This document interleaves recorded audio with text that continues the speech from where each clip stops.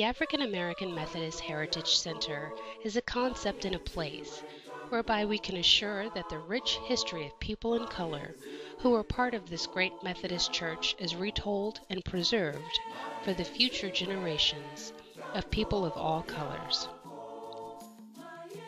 Just as Joshua directed the people to take the stones from the River Jordan, these artifacts will be our symbol, so that generations to come will always remember the trials and triumphs of our journey.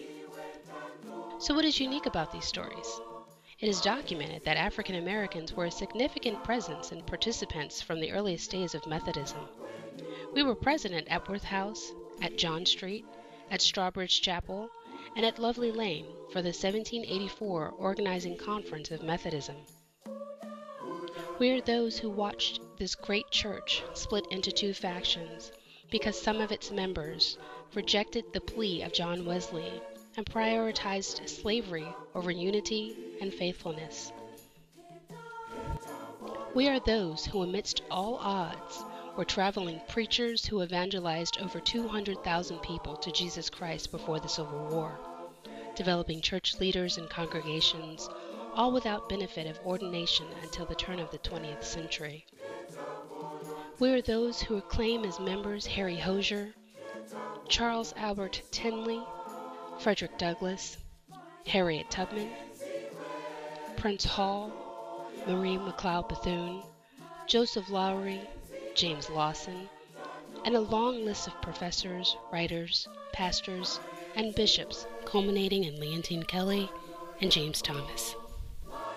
We are those who watched in sorrow and trepidation as the 1939 Uniting Conference created a second class and segregated church for African Americans. But nonetheless, through strength, fortitude, and faith, we developed strong leaders and grew in numbers and in faithfulness. We are those who finally saw integration occur in 1968, but once again the vestiges of the past haunted us in many parts of the church, its leadership, and its opportunities. Yet we are those in spite of 200 years of vicissitude and oppression. We are those who stayed. We are those who by necessity organized a national Black Methodist caucus in 1968, but deliberately chose our name, Black Methodists, for church renewal, to symbolize our conviction to be advocates for unity, reconciliation, and justice. So how will the Heritage Center assure these stones will live? We have partnered with our General Commission on Archives and History to be the primary focus of our materials and a base for continuing research. Almost by accident, the General Church Archives possessed many archival materials. We have been able to collect an additional 40 or more boxes of pictures, records, letters, journals, and personal data.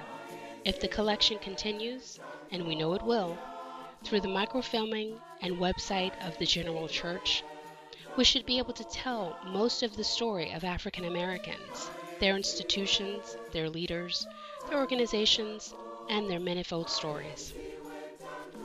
So what is next?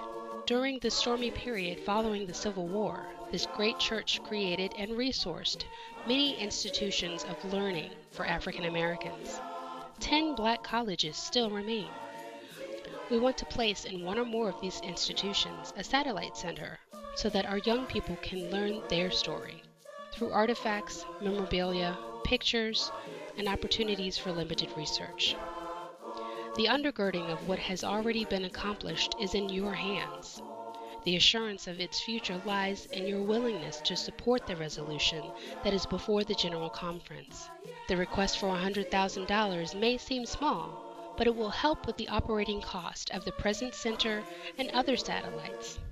It will also assure potential grantors and foundations that the United Methodist Church truly embraces this project whose time has come.